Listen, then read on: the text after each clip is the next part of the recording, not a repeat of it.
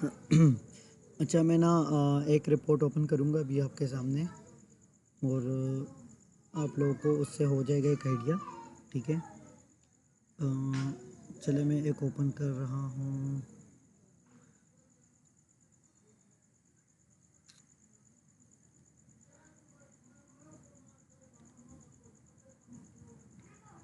ये हो गया ओपन।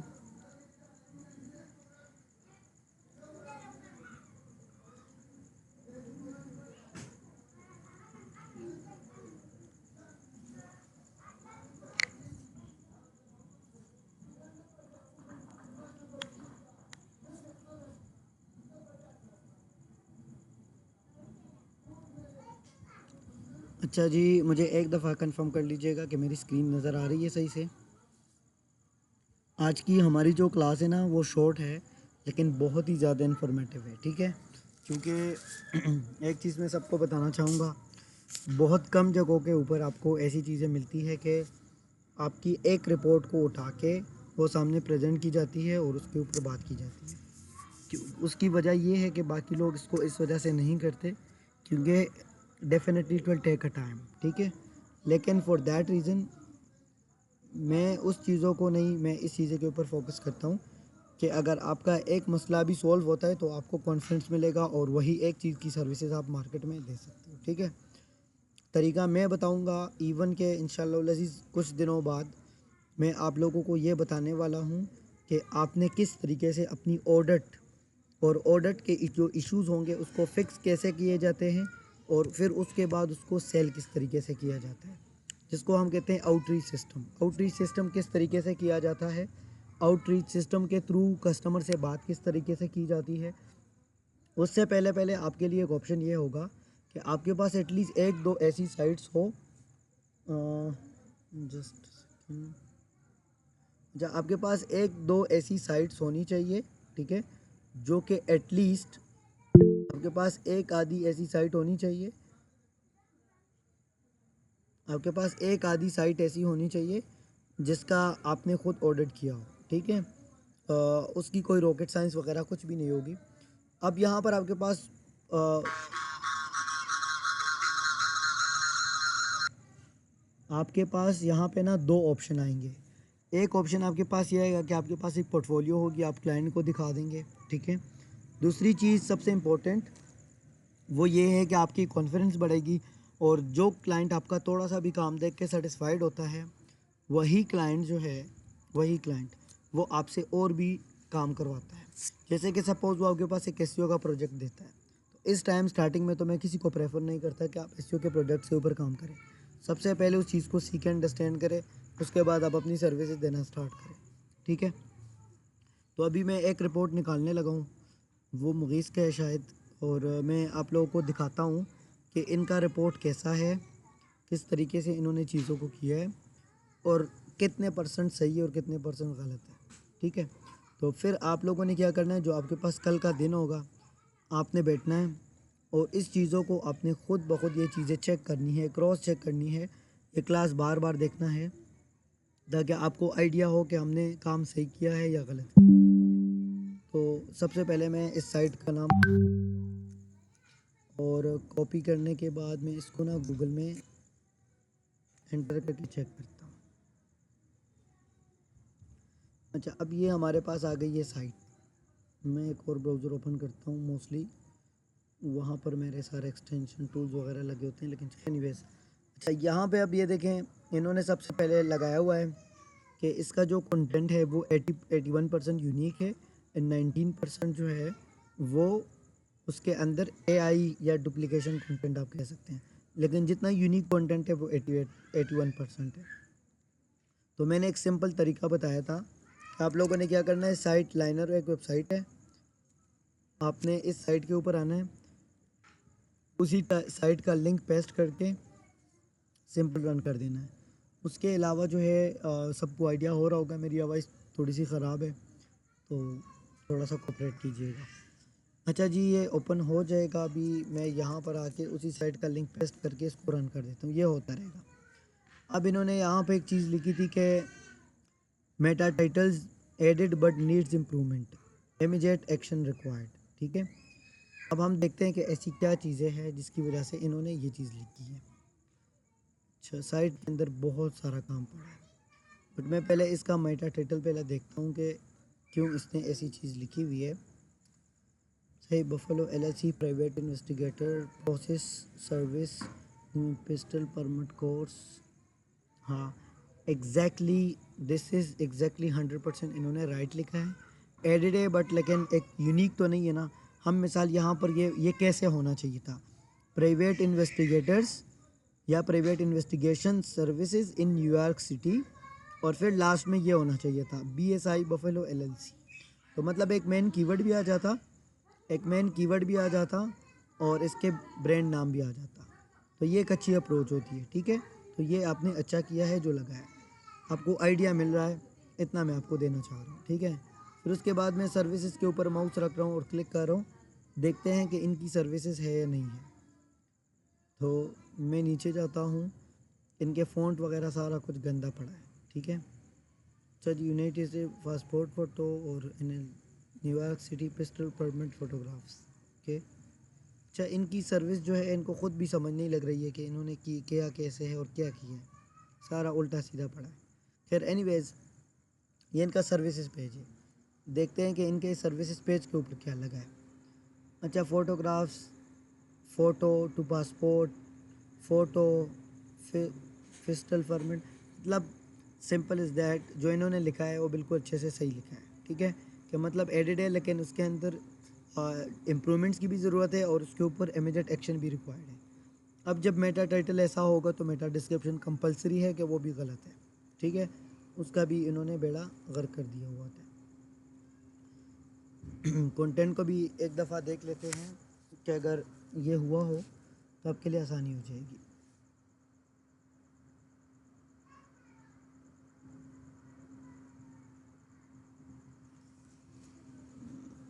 इसको रिफ़्रेश करता हूँ, ये हो जाएगा। अच्छा, तो मेटा टाइटल और मेटा डिस्क्रिप्शन जो है इन्होंने दोनों ही उल्टे सीधे लिखे हैं। मतलब कि टाइटल बहुत इंपॉर्टेंट होता है और ये जो है इनका डिस्क्रिप्शन है armed security private investigation security guards. कोई तुक ही नहीं बनता कि इन्होंने क्या पैरों पे लिखा है या सर पे लिखा है, क्या है। अब मैं अगर होता ना तो मेरे पास इन्वेस्टिगेशन वाली बिजनेसेस के पोर्टफोलियो भी पड़ी है, वेबसाइट भी रैंक्ड है, हर चीज़ मेरे पास मौजूद है, ठीक है। इसको मैं आंखें बंद करके रीच आउट कर सकता हूँ। ये इसका कॉन्टैक्ट नंबर है, व्हाट्सअप कर सकता हूँ, ईमेल कर सकता हूँ, एंड जो मेरा दिल करे वो मैं कर सकता हूँ। तो जो आपको बताने का मकसद है वो सिर्फ यही है कि आप अंडरस्टैंड करो, चीज़ों को लर्न करो, ठीक है। आपको मसला लगा, अब आपको पता है कि इसका सलूशन क्या है।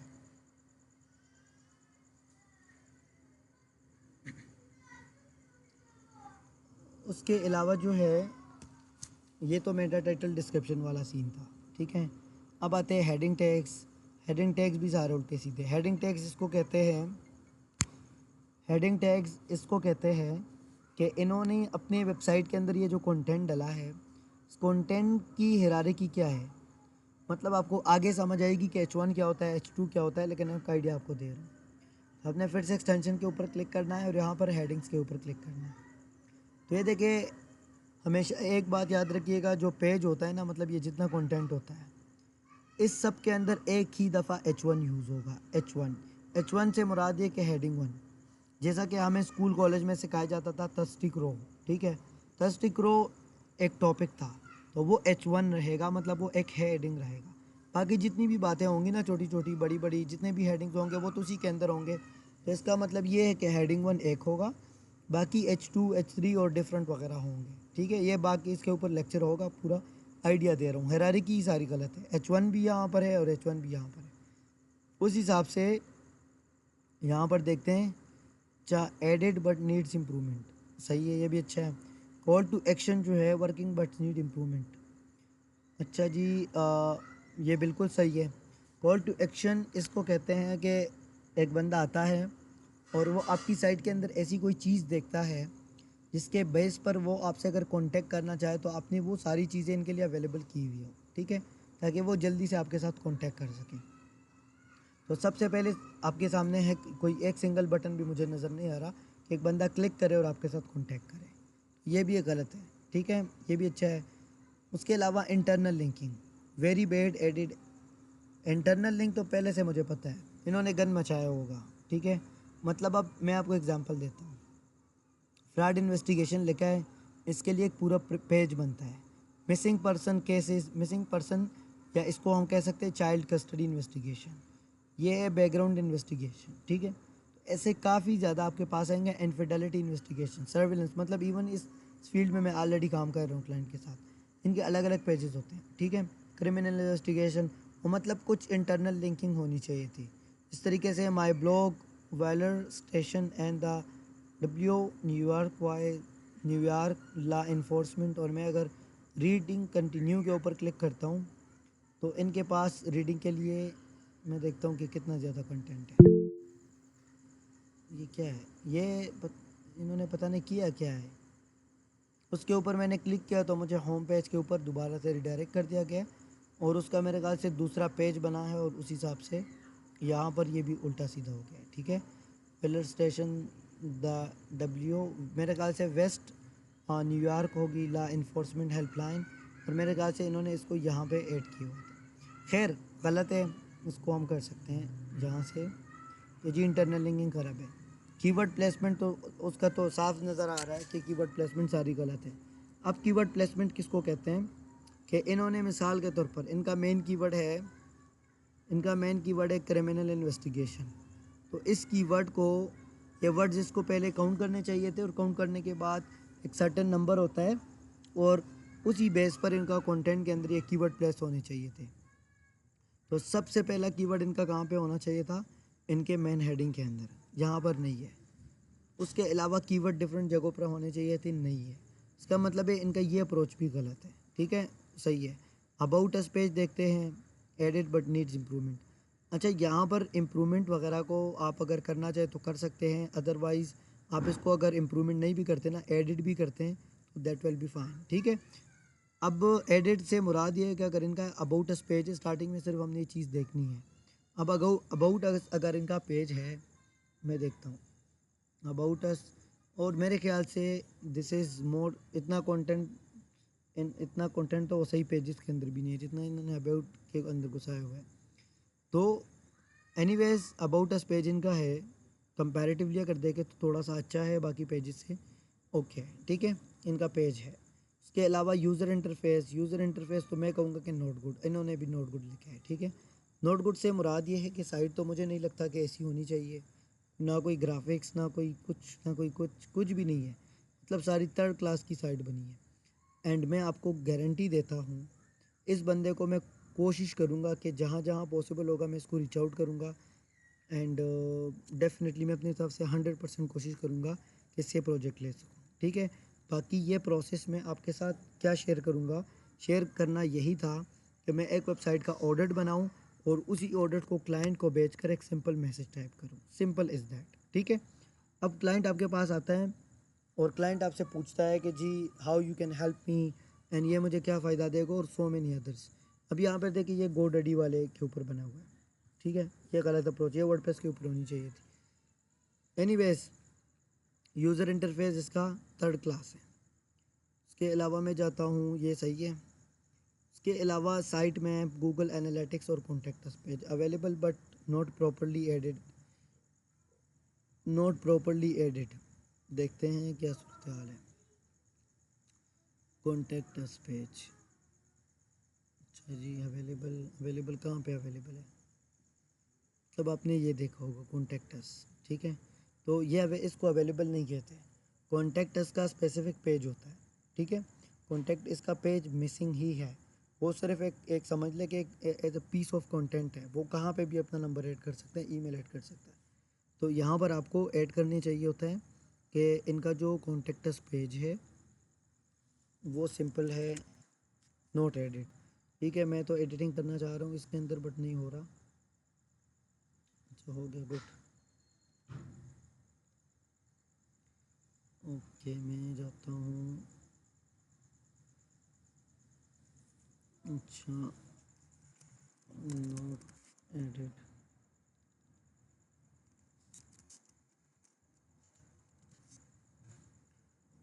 रिक्वायर्ड।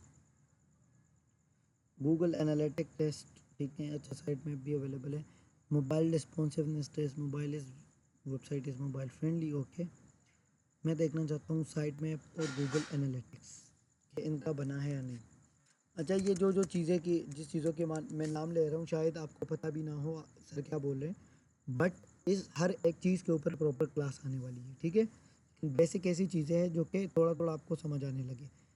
अच्छा, साइट मैप इसका अवेलेबल है, ठीक है।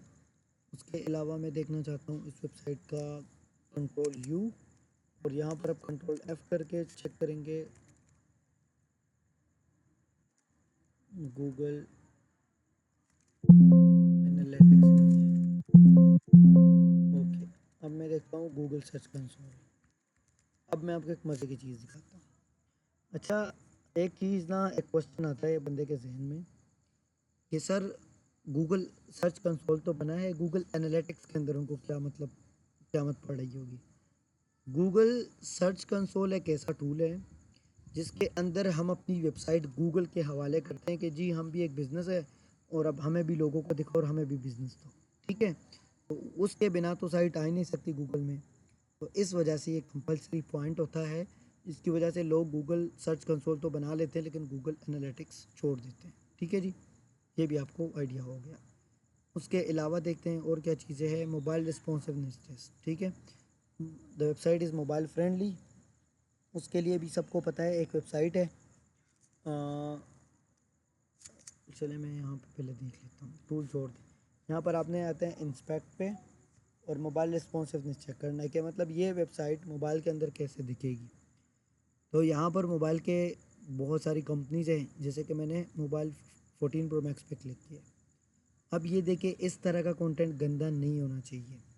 फ्रेंडली तो है, मोबाइल फ्रेंडली से मुराद है कि मोबाइल के अंदर कोई मसले वगैरह तो नहीं कर रही, कोई ऐसी चीज़ ख़राब हो रहा इस तरह उस तरह के तो नहीं नज़र नहीं आ रही। तो अगर एक चीज़ नज़र नहीं आ रही दैट विल बी फाइन, ठीक है। Mobile responsiveness okay. अब मैं यहाँ पर आता हूँ और मैं दोबारा से कंटेंट चेक करता हूँ।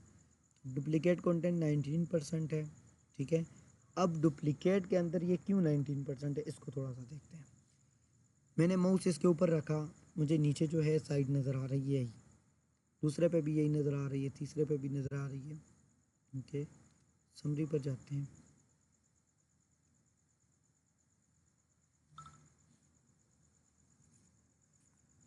अच्छा जी, 19 कॉमन, ओके गुड हो गया, ठीक है। बस कंटेंट भी ओके है, ठीक है।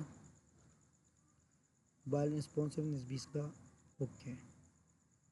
Report dot T x T और साइट लोडिंग स्पीड। अच्छा, ये वेबसाइट स्पीड ऑप्टिमाइजेशन का कुछ स्टूडेंट्स को तो ऑलरेडी पता होगा और कुछ को तो नहीं पता होगा, ठीक है। तो जिसको पता है उनके लिए this is a big opportunity, ठीक है। मैं आपको इंशाल्लाह बाद में एक इंडस्ट्री दूंगा, वो बड़ी एक अच्छी इंडस्ट्री होंगी जिसके अंदर क्लाइंट, अगर एक भी क्लाइंट आप 2 महीने में 2-3 क्लाइंट के साथ भी काम करते हैं ना, तो ये $500-600 से कहीं नहीं है कहीं पे। $500-600 से पाकिस्तानी 500 भी छोड़ दे, $400 भी कोई देता है ना, तो 1.5 लाख, सॉरी 1 लाख अराउंड बनते हैं, ठीक है। तो आपको इसको छोटा नहीं समझ जाना चाहिए। अगर आप एक क्लाइंट से $150 भी लेते हैं ना, तो $450 बनते हैं अगर आपके पास सिर्फ 3 क्लाइंट आते हैं। और किस चीज़ के रिलेटेड आपके पास आने चाहिए, स्पीड ऑप्टिमाइजेशन के रिलेटेड। और ये पूरा काम आप सबको पता है। आप खैर कुछ स्टूडेंट्स ऐसे होंगे जिनको पता नहीं होगा, लेकिन इतना जो काम होता है ना, वो होता है तकरीबन 1-2 घंटे में आपका एक वेबसाइट डन हो जाता है। फिर इस तरीके से दूसरा, फिर तीसरा क्लाइंट से आप एक एक दिन का भी टाइम लेंगे ना, that will be more than enough, ठीक है। बट मेरे एक्सपीरियंस के हिसाब से आपने क्लाइंट को कम से कम 3 दिन देने हैं जी, 3 दिन में आपका ये काम हो जाएगा, ठीक है। आपने अगर क्लाइंट से भी साइट ली है और अभी आपने काम स्टार्ट कर दिया है और क्लाइंट को आपने डायरेक्टली घंटे बाद रिस्पॉन्स कर लिया, जी जी ओके मैंने कर लिया, क्लाइंट आपको वैल्यू नहीं देगा। क्लाइंट आपके टाइम का कदर करता है। आप उनको एक कैलकुलेशन करके दिखा सकते हो कि भाई मिसाल के तौर पर मैं आपको बताता हूँ, अगर मिसाल क्लाइंट को आप कहो कि जी $150 आप मुझे दे रहे हो और मैं आपके 3 दिन दे रहा हूँ, तो डिवाइडेड बाय 72,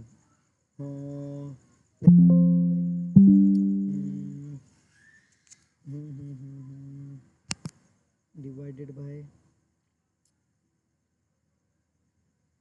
हाँ 72 होते हैं, चलो 72 घंटे के हिसाब से देखें तो ये तकरीबन $2 पर आवर बनता है।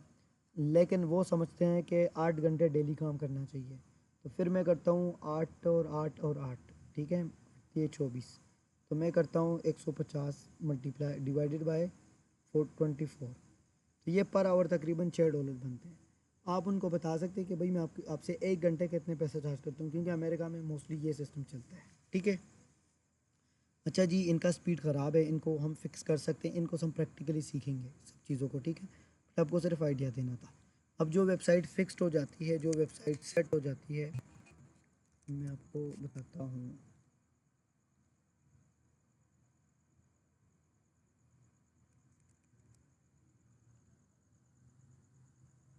मैं 1 सेकंड में ना चार्ज लेकर कहता हूँ, 1 सेकंड सब कुछ हो गया।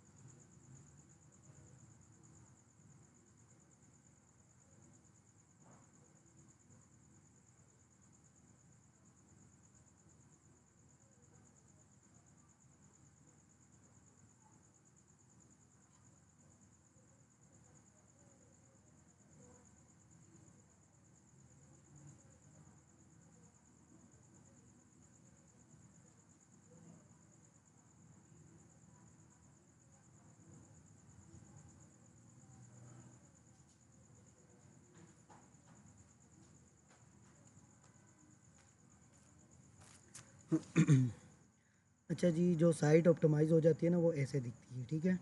और ये मेरी साइट है, 1 मिनट रुकिए बस।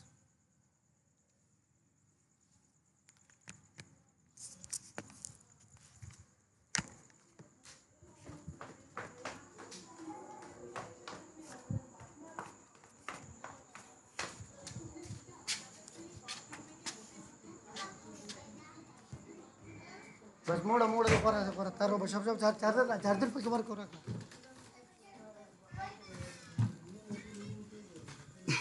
जरा जरा स्विच पर क्यों लगो, स्विच लगो स्विच।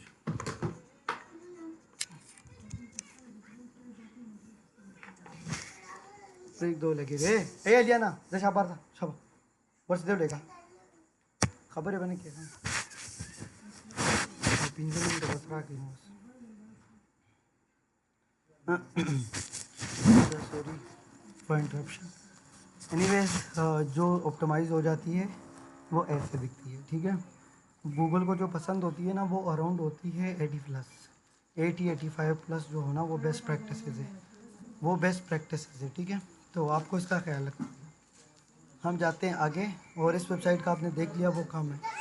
अब मैं एक रियल टाइम उसके ऊपर काम करूँगा और इनको रीच आउट करूँगा, ठीक है। और जो भी क्लाइंट क्लोज होता है ना, वो फिर इंशाल्लाह आपके साथ शेयर करता रहूँगा, ठीक है। तो ये आप लोगों ने माइंड में रखना है ये चीज़।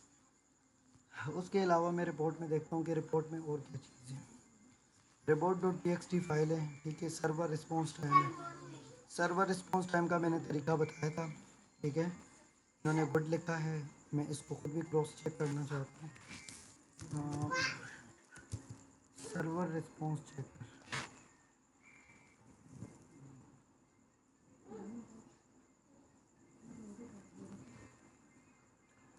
इसको भी देख लेते हैं, और साइट के अंदर भी। अच्छा जी, उसके अलावा हमारे पास है URL canonicalization issue, canonical tag issue, ठीक है।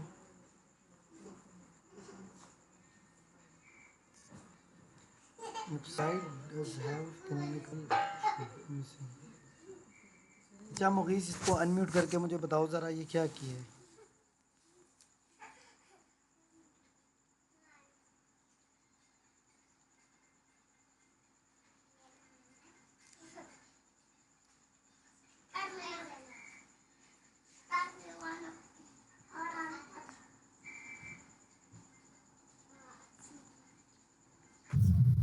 अस्सलामुअलैकुम। हेलो, अस्सलामुअलैकुम। वालेकुम सलाम जी। मुझे बताओ मुगीस, क्या क्या मतलब था उसका।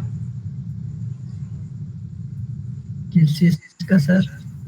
वो जो अभी आपने ये लिखा है, सर ये नेट वेबसाइट बड़ा डज हैव स्लो चल रहा कैनोनिकल है। कैनोनलाइजेशन इशू मिसिंग, इसका थोड़ा सा बताएं।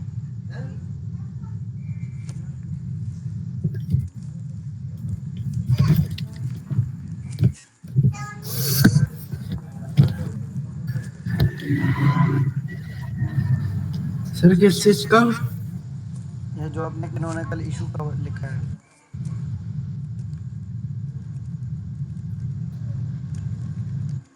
ये मैं जब डिटेल एसईओ में गया था तो उधर मैंने देखा यूआरएल मिसिंग हुए हुए तो सब कुछ। अच्छा मिसिंग है, चलो देख लेते हैं कि इसका क्या सूरत हाल है अपनी। और कैसे चेक, साइट के ऊपर आके बस एक्सटेंशन से चेक किया था?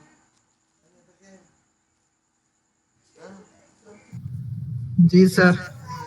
हाँ कैसे, कैसे चेक किया था?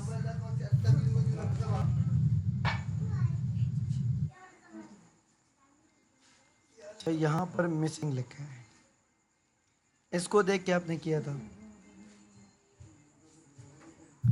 जी सर। एक मिनट, मैं आपको एक चीज़ दिखाता हूँ पहले।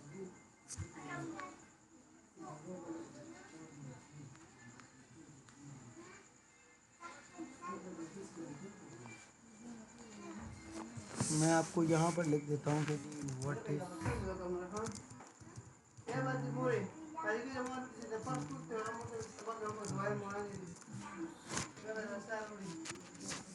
मैं सिंपल इसको ना, ये स्पेलिंग मेरे ख्याल से गलत लिख दी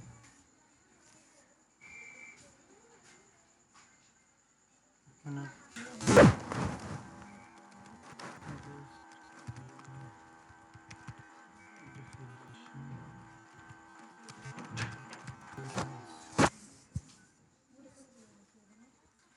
अब यहाँ पे ना इसको देख लें एक दफ़ा। Canonicalization issue occur when multiple URLs show the same और similar content, this confuses search engines about which URL to index, leading to duplicate content problem।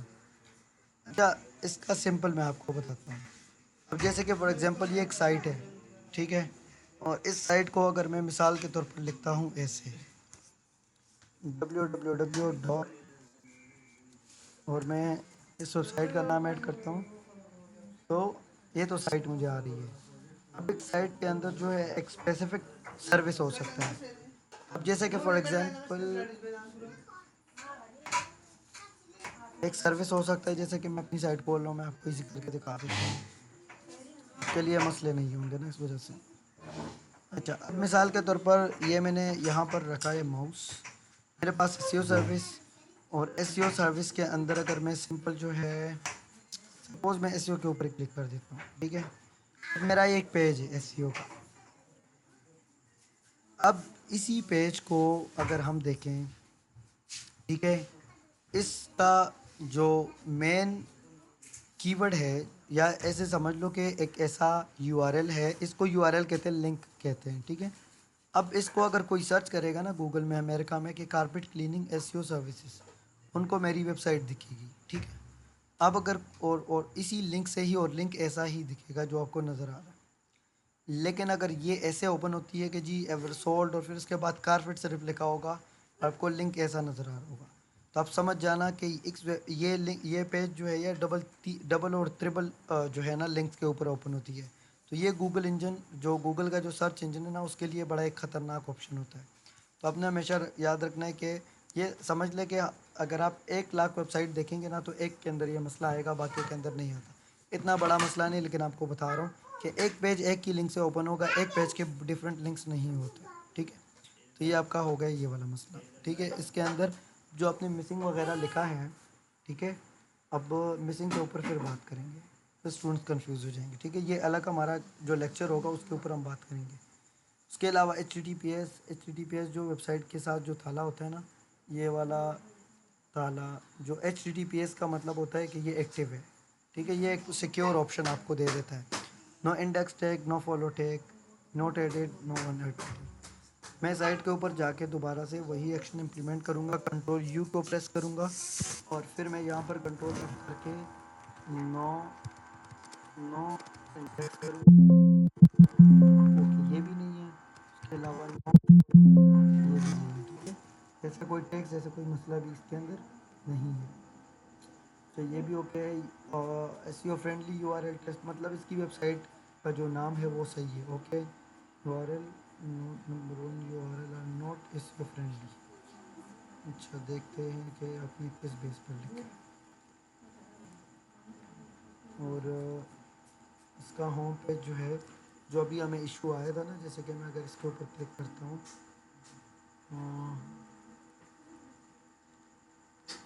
Inquire के ऊपर क्लिक करूँगा, यहाँ पर पेज आ जाते हैं। तो मैं रीडिंग, कंटिन्यू रीडिंग के ऊपर क्लिक करता हूँ ना, तब भी मुझे यही पेज नज़र आता है, लेकिन माई ब्लॉग वाली जगह पे थोड़ा सा कंटेंट मुझे नज़र आ जाता है। ये बिल्कुल एक गलत अप्रोच है। बजान की नहीं कने फसोर बजाइया के नहीं बजमायो 2 मिनट मणा खचेस कुबिया बजाई कना पैमान सदा भाई जाइयो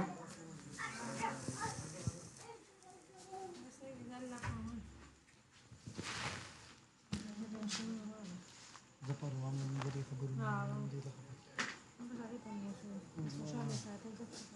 ब्रेदर कर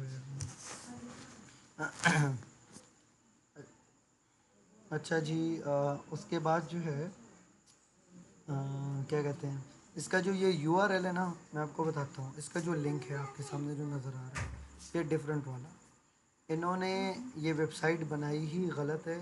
सो फॉर दैट रीज़न यहाँ पर ये मसले नज़र आ रहे हैं, ठीक है। खैर, इसको हम फिर डिटेल से चेक करेंगे, लेकिन आपको सिर्फ ये मसले की समझ आ जानी चाहिए कि यहाँ पर जो पॉइंट लिखा है वो असल में है क्या चीज़, वो यहाँ पर वो असल में वो चीज़ है क्या चीज़, ठीक है। सबको इसका आइडिया होना चाहिए। अच्छा, एक्शन रिक्वायर्ड, इसकी पूरी वेबसाइट चेंज होगी तो ये मसला भी सॉल्व हो जाएगा। यूज़र नेविगेशन टेस्ट, इसका मतलब इसका मतलब ये होता है कि यूज़र के लिए बटन्स कितने आसान है, कितना फ्रेंडली है, कुछ भी नहीं है, गंद सा वेबसाइट है। ये भी इसका गंद है। नेविगेशन इसको कहते हैं कि अगर मुझे अबाउट अस के पेज पे ऊपर जाना है तो मुझे कहाँ पे जाना चाहिए।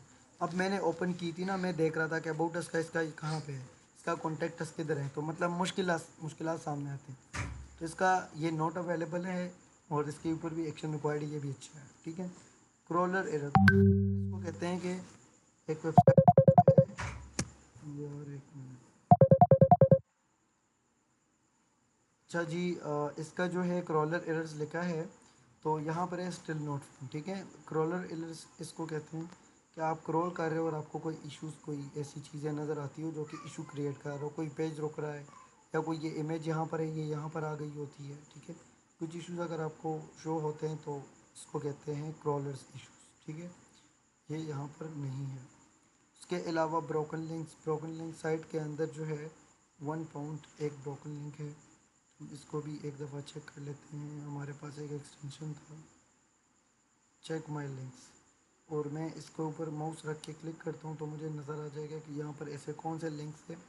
अच्छा, जो ग्रीन लिंक्स आपको नज़र आएंगे ना, तो ग्रीन लिंक्स आपके सही लिंक्स होंगे, मतलब ऐसे लिंक्स होंगे। एक मिनट।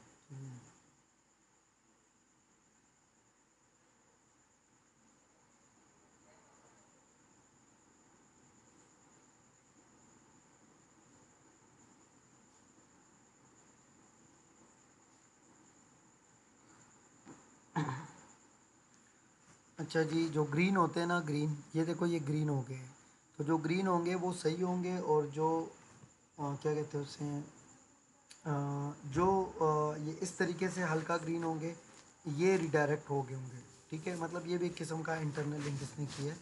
उसके अलावा वार्निंग वाले ऐसे लिंक जो कि या तो पेज ख़त्म हो या कोई भी ऐसे इश्यूज हो सकते हैं।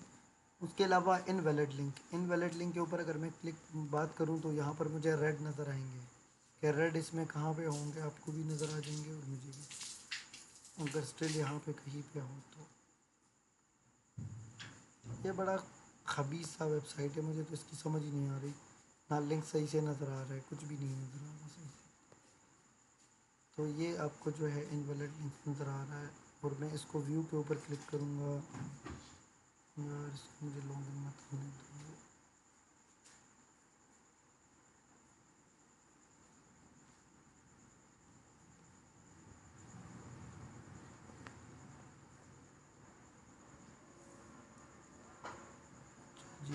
चेंज कलर डाउनलोड में कर देता हूँ यार, इसका मुझे लॉगिन, चलो कोई मसला नहीं, लेकिन सिर्फ आपको बता रहा हूँ जस्ट कि मतलब अगर यहाँ पर आपको इनवैलिड लिंक एक नज़र आता है, दो नज़र आते हैं, जितने भी नज़र आते हैं आपको, ठीक है, आपने फिर उसको देखना है, ठीक है। जो रेड कलर के होंगे ना वो आपके ऐसे लिंक होके होंगे ना, जैसे कि एग्जांपल दे देता हूँ।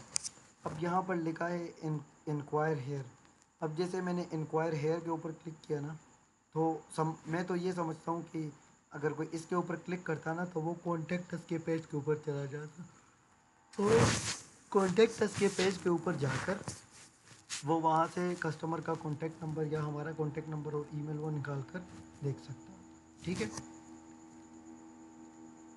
उसके अलावा यूआरएल रिडायरेक्शन, मतलब एक यूआरएल रिडायरेक्शन से मुराद ये है कि अगर कोई ये सर्च करता है, ठीक है, अगर कोई bsi buffalo.com सर्च करता है तो वेबसाइट कहाँ पे जा रही है, तो पीछे में से इसके ऊपर क्लिक है, सेम यहीं पर आ रही है, ठीक है, तो इसका डायरेक्शन सही है। यहाँ पर लिखा है redirection to the same URL, okay. Favicon किसको कहते हैं? फेव आइकन इसको कहते हैं, ये जो छोटे छोटे लोगोज आपको नज़र आ रहे हैं ना, इन सबको फेव आइकन्स कहते हैं। इसका फेव आइकन है कौन सा, ये ब्लैक सा नज़र आ रहा है, ठीक है, मतलब ये लोगो नज़र आ रही है ब्लैक सी, तो आपको आइडिया होना चाहिए इससे, ये ओके है। उसके अलावा social media test not available, social media इनका अवेलेबल है, ठीक है। मैं थोड़ा सा नीचे जाता हूँ और यहाँ पर जाकर जो है, अगर मैं किधर गया वो, अभी थोड़ी देर पहले तो हमें यहाँ पे शो हुआ था। अच्छा, कंटिन्यू रीडिंग के ऊपर क्लिक करेंगे ना तो हमारे पास यहाँ पर आ जाता है सोशल मीडिया बट गंदा वाला, ठीक है। मैं इसके ऊपर क्लिक कर रहा हूँ, मुझे सेपरेट जगह पर फेसबुक ओपन किया जा रहा है, ठीक है, गंदा सा नज़र आ रहा है। ट्विटर भी है, बट अब यहाँ पर आप कह सकते हो कि अवेलेबल बट नीड इम्प्रूवमेंट, लेकिन आप नॉट अवेलेबल भी लिख सकते हो। इसके लिए मेरा जो मेन फोकस होता है वो हमारा होम पेज होना चाहिए, होम पेज के ऊपर उसका कुछ भी नहीं है, ठीक है। तो this is not available, okay होगा, ठीक है। इसके अलावा चैट बोर्ड से मुराद ये है कि यहाँ पर जो चैट बोर्ड है, जैसे कि ये वाला, इसके ऊपर मैं माउस रख के क्लिक करता हूँ, लेट्स सी हमें क्या करके देता है। अच्छा जी, मैंने इसके ऊपर क्लिक किया, आई हैव क्वेश्चन,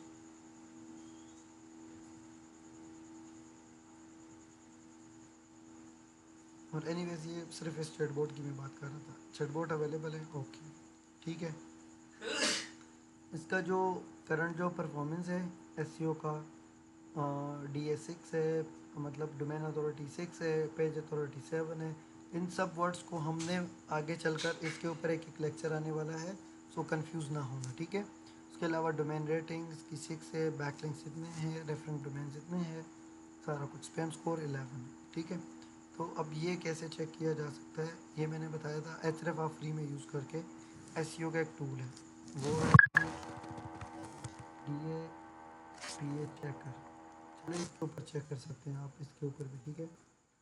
आप लिखेंगे DAPA चेकर, एक वेबसाइट आएगी, वेबसाइट एसईओ चेकर, और फिर यहाँ पर आके आप वेबसाइट का लिंक पेस्ट करोगे और आप चेक DAPA पे क्लिक करोगे ना, तो ये जितनी चीज़ें आपको वहाँ पे नज़र आ रही थी, ये सारी चीज़ें आपको यहाँ पर भी नज़र आना स्टार्ट हो जाएंगी, ठीक है।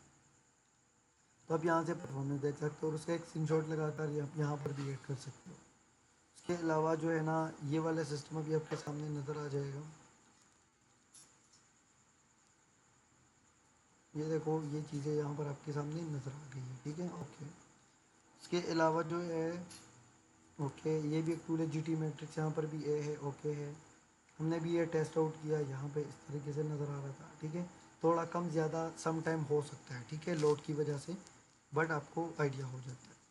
इसके अलावा वेबसाइट जो है, जिस तरीके से मैंने आपको बताया कि वेबसाइट वर्डप्रेस नहीं इस्तेमाल करी, वर्डप्रेस मिसाल के तौर पर, यहाँ चले यार, इसके ऊपर डिटेल लेक्चर दूंगा, ठीक है, कि वर्डप्रेस क्या होता है, क्योंकि यहाँ पर है स्टूडेंट्स ऐसे को ये नहीं पता कि वर्डप्रेस और डिफरेंट साइट क्या होती है। तो मतलब ये टेक्नोलॉजी होती है, डिफरेंट टेक्नोलॉजीज होती है, उसकी मैं बात कर रहा हूँ। तो यहाँ पर अभी ये होस्टिंग जो है वो भी डिफरेंट कंपनी से ले रहा है, और ये भी डिफरेंट जगहों से ले रहा है। और दूसरी चीज़ ये है कि इनकी ये वर्डप्रेस भी यूज़ नहीं कर रहे हैं। उसके अलावा सर्वर रिस्पॉन्स चेकर जो है, फ्रॉम नोट रॉन्ग, उसको ओपन होना चाहिए था।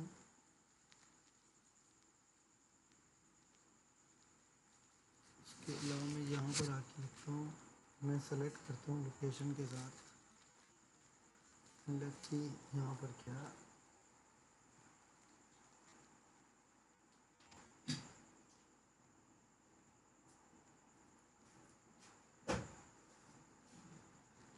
जैसे कि लैब हो गया।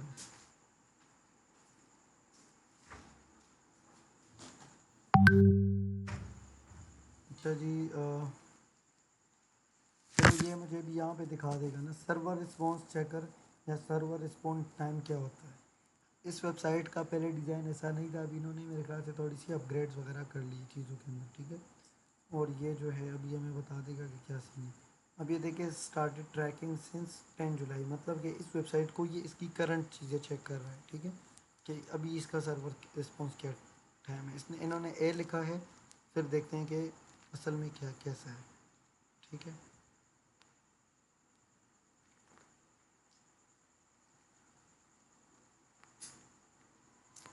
चलिए ये ओपन हो जाएगा, ठीक है। बस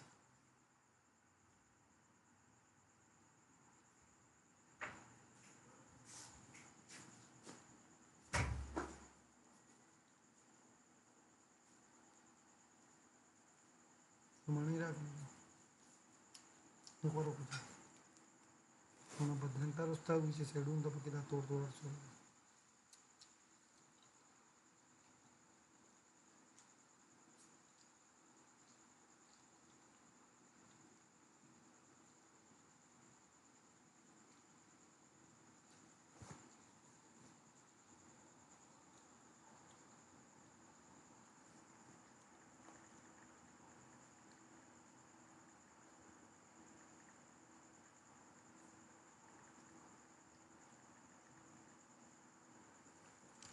अच्छा तो सर्वर रिस्पॉन्स टाइम जो चेकर है वो तो खैर ओपन हो जाएगा, पता नहीं इसको कोई क़यामत पड़ गई होगी या कोई इशू हो गया होगा, ये तो हो जाएगा। उसके अलावा जो है अब यहाँ पर लिखा है कि the audit report aims to evaluate the current SEO performance and identify opportunities for optimisation with the objective of enhancing ranking in search engine result basis, ठीक है। अच्छा यहाँ पे जब भी आपने कभी भी आपने किसी को रिपोर्ट भेजनी है ना, यहाँ पर आपका नेम होना चाहिए और नेम के साथ साथ यहाँ पर आपका SEO डिजिग्नेशन होना चाहिए। आप खुद को कभी भी कह सकते हो, लेकिन एक टाइम के बाद, ठीक है। लेकिन अभी के लिए आप ये चीज़ नहीं कह सकते। स्टार्टिंग में आप खुद को क्या कहोगे, SEO प्रोफेशनल कहोगे, ठीक है। और कुछ अमेरिकन ऐसे होते हैं जिनको समझ नहीं आ रही होती चीज़, तो आप उनको कहेंगे कि लीड लीड इन सेल्स, ठीक है। तो उनको ये चीज़ समझ आ जाती है कि भाई ये क्या कर रहा है। तो फिर जैसे ही वो आपके पास आएगा, फिर आप उनको एजुकेट करोगे कि जी मैं SEO, और अगर दूसरा कोई स्किल होगा, ठीक है, तो आप उसको कहेंगे कि जी SEO और गूगल एड्स के थ्रू मैं कर सकता हूँ। अब उनको ये चीज़ बता सकते हैं कि गूगल एड्स क्या होता है, SEO क्या होती है, लेकिन सिर्फ आपको एक आइडिया देने के लिए, ताकि आपको आइडिया हो। ऐसे भी लोग होते हैं जिनको SEO के बारे में पता भी ना होगा, SEO क्या होता है, अमेरिकन, ठीक है। अगर इसको SEO का पता होगा तो ये बड़े अच्छे से अपनी साइट को तैयार करके बैठा होगा, ठीक है। तो ये वो सारा रिपोर्ट था जो कि आप लोगों में से आपके स्टूडेंट ने ही बनाया है, ठीक है। अब कुछ स्टूडेंट्स के मुझे मैसेजेस आए थे कि पहले हम बना सकते थे, अभी मुझे तरीका नहीं आ रहा इस तरीके से। चीज़ें आपके सामने मैंने की है, एक एक चीज़ चेक की है, क्लास वही पढ़ी है। उसके ऊपर यूट्यूब के ऊपर मैंने स्पेशली डाल दी, क्योंकि उसकी ऑलरेडी मुझे काफ़ी रिक्वेस्ट आ रहे थे उसकी, तो मैंने कहा चलो मैं वहाँ पर इसको ऐड कर देता हूँ। तो बताने का मकसद ये है कि ये एक ऑडिट रिपोर्ट इस तरीके से सिंपल तरीके से बनता है।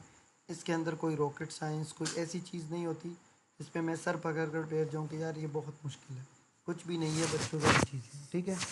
उसके अलावा जो है जिसने असाइनमेंट जमा की है बहुत अच्छा है। आप लोगों ने अपने असाइनमेंट को क्रॉस चेक लाजमी करना है, ठीक है। मैंने जो जो चीज़ें हाईलाइट की खुद आप एक दफ़ा दो दफ़ा लाजमी जाएंगे। पहले दिन से मैंने आपको एक चीज़ बताई थी कि पैसों की मुझे ज़रूरत नहीं है, ठीक है। मुझे ज़रूरत है आप लोगों को कामयाब बनाने की, कि मैं इतना अपना नॉलेज शेयर कर रहा हूँ तो आपको मुझे आपका जो फीडबैक है ना वो मिलना चाहिए। तो इस वजह से आपने जो जो ऑडिट रिपोर्ट्स बनाए हैं स्टिल आपने उसके ऊपर लाजमी प्रैक्टिस करनी है। एक एक नहीं, जो मैंने साइड भेजी है ना, 20 साइड भेजी है। आपको पता ही क्या करना चाहिए था, आपको ये चाहिए था कि आप मुझे 3-3 4-4 एक जो है ना रिपोर्ट बनाकर भेज दें। उसके पीछे मुझे नहीं, आपको फ़ायदा होना था, ठीक है। उसके अलावा अरसलान आपको भी स्पेशली कह रहा हूँ, अली आपको भी कह रहा हूँ कि